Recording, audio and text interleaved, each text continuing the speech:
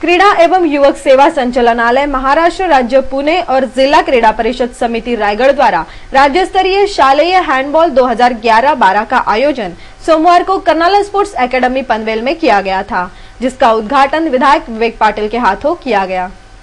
क्रीड़ा व युवक सेवा संचालनालय महाराष्ट्र राज्य पुणे अंतर्गत जिला क्रीड़ा परिषद समिति रायगढ़ द्वारा राज्य स्तरीय शालेय हैंडबॉल स्पर्धा 2011 का आयोजन सोमवार को कर्नाला स्पोर्ट्स एकेडमी पनवेल में किया गया था। इस राज्य स्तरीय शालेय हैंडबॉल प्रतियोगिता का उद्घाटन विधायक विवेक पाटिल के हाथों किया गया। इस अवसर पर शिक्षा एवं स्वास्थ्य सभापति बाळाराम पाटिल, जिला क्रीड़ा अधिकारी संजय म्हाड़े, रायगढ़ जिला हैंडबॉल संगठन के अध्यक्ष सदाशेठ साबळे, क्रीड़ा व युवक सेवा बंबई विभाग के NB मोटे, छत्रपति पुरस्कार विजेता बकाले सर आदि गणमान्यों सहित अध्यापक और खिलाड़ी बड़ी संख्या में उपस्थित थे। इस अवसर पर विधायक विवेक पाटिल ने उपस्थित खिलाड़ियों को संबोधित किया। आम्ही काय स्वप्न पाहिलेली आहेत, पाहतो आहोत आणि ती स्वप्न प्रत्यक्षात कृतीत आणण्याचा आम्ही प्रयत्न करीत आहोत। काय स्वप्न आमचं आहे स्पर्धा ही क्रीडा अकादमी स्थापन करताना की आपल्या ह्या विभागातले खेळाडू ऑलिम्पिक पर्यंत पोहोचावे प्रत्येक खेळामध्ये, हे स्वप्न आम्ही पाहतो। आणि हे स्वप्न पाहत असताना या ठिकाणी समोर बसलेले खेळाडू आणि मार्गदर्शकांना एकच विनंती करेल, बकाले सरांनी या ठिकाणी सांगितलं कॅम्प घ्या।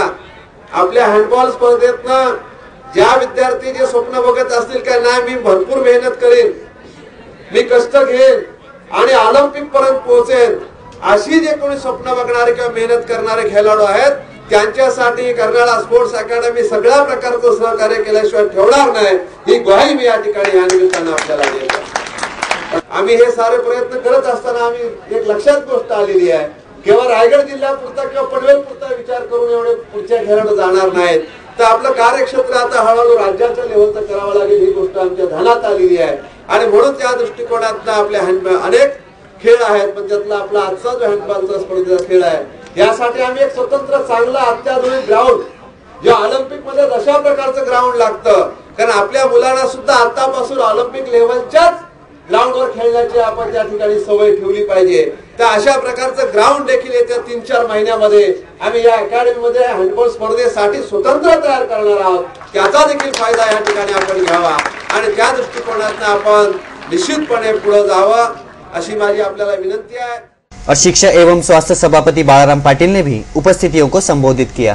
कर्नाला स्पोर्ट्स अकॅडमीची स्थापना करत असताना आमदार विवेक पाटील साहेबांनी जे उद्दिष्ट डोळ्यासमोर ठेवलेलं होतं, त्या उद्दिष्टामध्येच या क्रीडांगणाचा, या भूमीचा वापर अशा पद्धतीच्या खेळाडूंना घडवण्याच्या उपक्रमासाठी व्हावा हे अपेक्षित होतं। आणि आजच्या ह्या उपक्रमामुळे आमचा तो उद्देश या ठिकाणी साध्य होतोय। ज्या उद्देशानं कर्नाला स्पोर्ट्स अकॅडमीची स्थापना आपण केलेली आहे ते निश्चितपणानं त्याच कार्यासाठी वापरलं जातंय, याचा मनस्वी आनंद या ठिकाणी माझ्यासारख्या क्रीडा कार्यकर्त्याला आहे। आपण साऱ्यांना या ठिकाणी 6 दिवस होणाऱ्या स्पर्धेसाठी मनापासूनच्या शुभेच्छा देतो। या स्पर्धा होत असताना हार जीत होणार आहे, कोणीतरी जिंकणार आहे, कोणीतरी हरणार आहे। हार जीत ही महत्वाची नसून स्पर्धेमध्ये आपण साऱ्यांनी सहभागी होणं आणि या स्पर्धा खेळाडूपणानं या ठिकाणी पार पडणं महत्वाचं आहे।